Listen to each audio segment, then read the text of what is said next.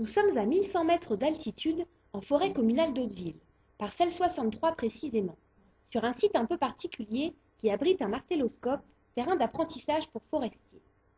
Les arbres ont majestueusement poussé pendant 80 ans sur une station forestière très fertile. Nous sommes tous réunis pour le martelage des résineux pour la construction de la maison de la filière bois de lin.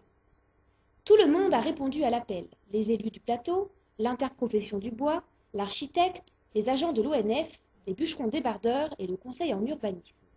Madame la Présidente, votre impression avant d'aller en forêt? C'est sympa parce que ça va montrer à tout le monde comment est-ce que l'ONF procède pour marquer les coupes avant les grandes ventes d'automne et de printemps. Allez, c'est parti, tous en forêt. Mais au fait, qu'est-ce que le martelage? On assiste donc à un martelage d'une coupe qui consiste à prélever des gros bois, parce qu'il y a un peu trop de gros bois dans cette partie-là, et à alléger un peu le peuplement, parce qu'il a un capital sur pied trop important. Alors pour autant, on ne peut pas enlever tous les gros bois, sinon on déstabilise le peuplement. Et le but, c'est d'éduquer aussi les bois moyens qui restent, et de favoriser la régénération qui est au sol, qui elle assurera la relève. Évidemment, c'est aussi l'occasion de discuter entre gestionnaires forestiers, bûcherons débardeurs et scieurs. On entend d'ailleurs au loin déjà le bruit des marteaux forestiers.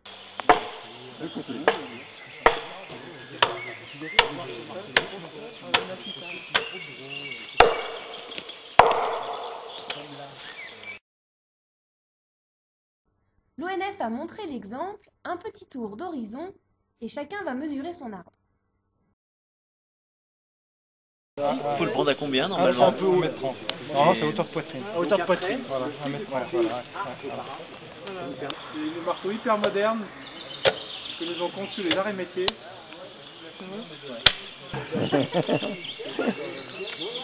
Allez, vous êtes contents? Et qu'en pensent les entrepreneurs forestiers? Pour nous, ça nous convient, les coupes comme ça, c'est des bonnes coupes. L'exploitation, oui, c'est une exploitation facile. On coupe du bois, et comment se renouvelle la forêt? Là, on a un cru local qui a été travaillé depuis longtemps, qui correspond bien à ce qu'on veut. Et c'est un peu dommage de s'en passer. C'est pour ça qu'on commence par la régénération naturelle, mais on ne s'interdit pas, effectivement, si ça se passe mal, de planter. Stéphane Dumas nous rappelle que la forêt reste multifonctionnelle, avec la production de bois, la préservation de la biodiversité et l'accueil du public. Madame Redley ajoute qu'il reste des conflits d'usage en forêt. C'est ça aussi la crainte des intervenants, c'est qu'aujourd'hui vous avez à n'importe quel moment de la semaine ou de la journée des VTT, des randonneurs, et ça c'est pas facile à gérer, quoi. Il ne faut pas que vous soyez dans une logique d'affrontement comme c'est trop souvent le cas. Alors ici, ça se passe encore pas trop mal par rapport à ce que ça peut se passer dans d'autres régions, mais il ne faut pas que les écolos ils s'opposent avec les producteurs de bois qui s'opposent avec les touristes. Il faut quand même, sinon on arrive sur des trucs qui sont contradictoires. À mon avis, il faut plutôt essayer de construire des synergies pour que tout le monde arrive à trouver son compte et ça se passera mieux.